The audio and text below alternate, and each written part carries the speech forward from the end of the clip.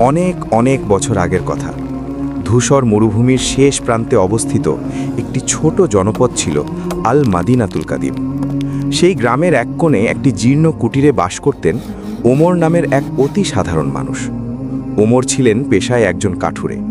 সারাদিন কঠোর পরিশ্রম করে তিনি যা উপার্জন করতেন তা দিয়ে তার বৃদ্ধা মা এবং ছোট দুই ভাইয়ের কোনো মতে দিন চলে যেত। ওমরের অন্তরে ছিল আল্লাহর প্রতি অগাধ বিশ্বাস, আর মুখে ছিল সর্বদা শুকরিয়া। তিনি জানতেন রিজিকের মালিক আল্লাহ, এবং তিনি যা নির্ধারণ করেছেন তাতেই মানুষের কল্যাণ নিহিত। সেই একই জনপদে বাস করতেন জাফরি নামের এক অত্যন্ত ধনী এবং প্রভাবশালী বণিক। জাফরির বিশাল অট্টালিকা, শত শত দাস দাসী আর অগাধ ধন সম্পদ ছিল, কিন্তু তার অন্তরে ছিল এক গভীর শূন্যতা এবং অতৃপ্তি। তিনি মনে করতেন অর্থ আর ক্ষমতাই জীবনের সবকিছু। দুনিয়ার মোহে অন্ধ জাফরি প্রায়ই গ্রামের দরিদ্র মানুষদের তুচ্ছতাচ্ছিল্য করতেন।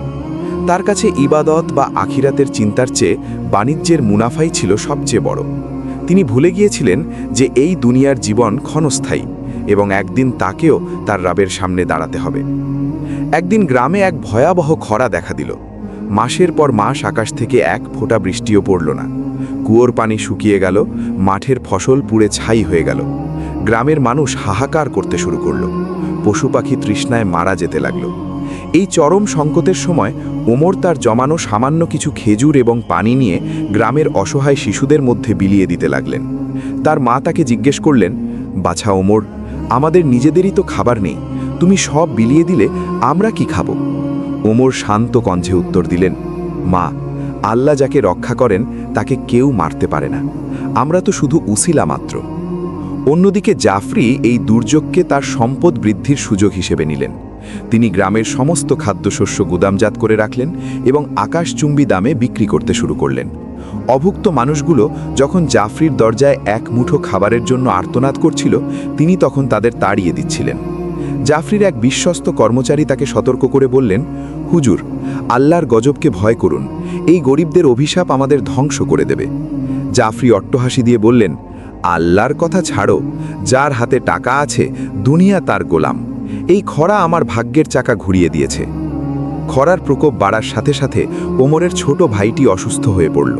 ঘরে এক ফোঁটা পানি নেই যে তার মুখে দেওয়া যায়। ওমর দুশ্চিন্তায় দিশেহারা হয়ে পড়লেন। তিনি গভীর রাতে জায়নামাজে বসে আল্লাহর দরবারে কান্নায় ভেঙে পড়লেন। তিনি বললেন, হে আরশের মালিক, আমি জানি তুমি তোমার বান্দাদের পরীক্ষা করো। আমাকে ধৈর্য ধারণ করার শক্তি দাও এবং আমাদের এই বিপদ থেকে উদ্ধার করো। ওমরের চোখের পানি জায়নামাজ ভিজিয়ে দিচ্ছিল। তার এই কান্না ছিল কেবল দুনিয়ার দুঃখের জন্য নয়, বরং তার রবের প্রতি গভীর ভালোবাসার প্রকাশ। পরদিন সকালে ওমর বনের গভীরে গেলেন কোনো ফল বা কন্দের খোঁজে। হঠাৎ তিনি একটি প্রাচীন গুহার সামনে এসে থামলেন। কৌতূহলবশত তিনি ভেতরে প্রবেশ করতেই দেখলেন সেখানে একটি মাটির কলস রাখা আছে। তিনি যখন কলসটির মুখ খুললেন, দেখলেন সেটি স্বর্ণ মুদ্রায় ভর্তি। এক মুহূর্তের জন্য ওমরের মনে হলো তার সব দুঃখ শেষ হয়ে যাবে, কিন্তু তখনই তার মনে আল্লাহর ভয় জেগে উঠল। তিনি ভাবলেন, এই সম্পদ আমার নয়, এটি কার আমি জানি না। হারাম উপায়ে অর্জিত সুখের চেয়ে হালাল উপায়ে পাওয়া কষ্ট উত্তম। তিনি স্বর্ণমুদ্রাগুলো স্পর্শ না করেই গুহা থেকে বেরিয়ে এলেন। ওমর যখন গ্রামে ফিরছিলেন, দেখলেন জাফরি তার ঘোড়ায় চড়ে সদর্পে বনের দিকে যাচ্ছেন। জাফরি কোনোভাবে সেই গুহার গুপ্তধনের কথা জানতে পেরেছিলেন।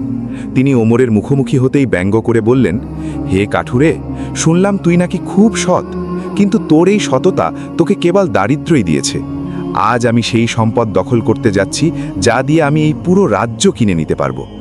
ওমর নিচু স্বরে বললেন, জাফরি সাহেব, অন্যায় পথে পাওয়া সম্পদ কখনো শান্তি আনে না। আল্লাহকে ভয় করুন। জাফরি তাকে পাত্তা না দিয়ে দ্রুত ঘোড়া ছুটিয়ে গুহার দিকে চলে গেলেন। গুহায় পৌঁছে জাফরি যখন সেই স্বর্ণের কলসটি দেখলেন, তার চোখ লোভে চকচক পড়ে উঠল। তিনি দ্রুত কলসটি আঁকড়ে ধরলেন, কিন্তু এ কি? তিনি দেখলেন কলসটির ভেতরে স্বর্ণের পরিবর্তে বিষাক্ত বিচ্ছু আর সাপ গিজগিজ করছে। ভয়ে তিনি কলসটি ছুঁড়ে ফেলে দিলেন। ঠিক সেই মুহূর্তে গুহার ছাদ ভেঙে পড়তে শুরু করল। জাফরি প্রাণ ভয়ে দৌড়াতে লাগলেন, কিন্তু তার পা একটি শিকড়ে আটকে গেল। তিনি পাথরের নিচে চাপা পড়লেন। অসহায়ভাবে তিনি চিৎকার করতে লাগলেন, কিন্তু তাকে সাহায্য করার জন্য সেখানে কেউ ছিল না। তার অগাধ সম্পদ তাকে বাঁচাতে পারল না। এদিকে গ্রামের আকাশে হঠাৎ কালো মেঘের ঘনঘটা দেখা দিল। দীর্ঘ প্রতীক্ষার পর অঝোরে বৃষ্টি নামল। ওমরের ছোট ভাই বৃষ্টির পানিতে প্রাণ ফিরে পেল। গ্রামবাসী আনন্দে মেতে উঠল। ওমর যখন গুহার কাছে গেলেন জাফরির সন্ধানে, তিনি দেখলেন জাফরির নিথর দেহ পাথরের নিচে পড়ে আছে। তার পাশেই সেই মাটির কলসটি। কিন্তু আশ্চর্যজনকভাবে ওমরের সামনে সেই কলসটি আবার স্বর্ণমুদ্রায় ভরে উঠল। ওমরের সততা আর সবর তাকে এক অলৌকিক পুরস্কার এনে দিল। তিনি সেই সম্পদ দিয়ে গ্রামের মসজিদ মেরামত করলেন এবং একটি বড় পানির কুয়ো খনন করে দিলেন, যাতে ভবিষ্যতে আর কারো কষ্ট না হয়। সময়ের সাথে সাথে জাফরিকে মানুষ ভুলে গেল, কিন্তু ওমরের নাম সবার হৃদয়ে গেঁথে গেল। ওমর বুঝলেন যে দুনিয়ার ধন সম্পদ এক পরীক্ষা মাত্র। মানুষ যখন আল্লাহর ওপর পূর্ণ ভরসা রাখে এবং সততার পথে চলে, তখন আকাশ ও জামিনের বরকত তার জন্য খুলে দেওয়া হয়। অন্যদিকে যে ব্যক্তি অহংকার করে এবং অন্যের হক নষ্ট করে, তার শেষ পরিণতি হয় অত্যন্ত ভয়াবহ। আল্লাহ তাআলা জাফরির মাধ্যমে দুনিয়াকে দেখিয়ে দিলেন যে মৃত্যুর পর সম্পদ নয়, কেবল মানুষের আমলই তার সাথে যাবে। আজকের এই গল্প আমাদের শিক্ষা দেয় যে দুনিয়ার চাকচিক্য যেন আমাদের আখিরাত ভুলিয়ে না দেয়। প্রতিটি কাজ, প্রতিটি কথা আল্লাহ দেখছেন। ধৈর্য ধারণকারীকে আল্লাহ কখনো নিরাশ করেন না। আপনার যা আছে তা নিয়েই শুকরিয়া আদায় করুন এবং মানুষের সেবায় নিজেকে বিলিয়ে দিন।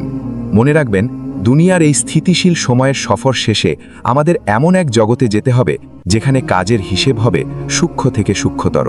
আল্লাহ আমাদের সবাইকে সঠিক পথে চলার এবং তার সন্তুষ্টি অর্জন করার তৌফিক দান করুন। আমিন।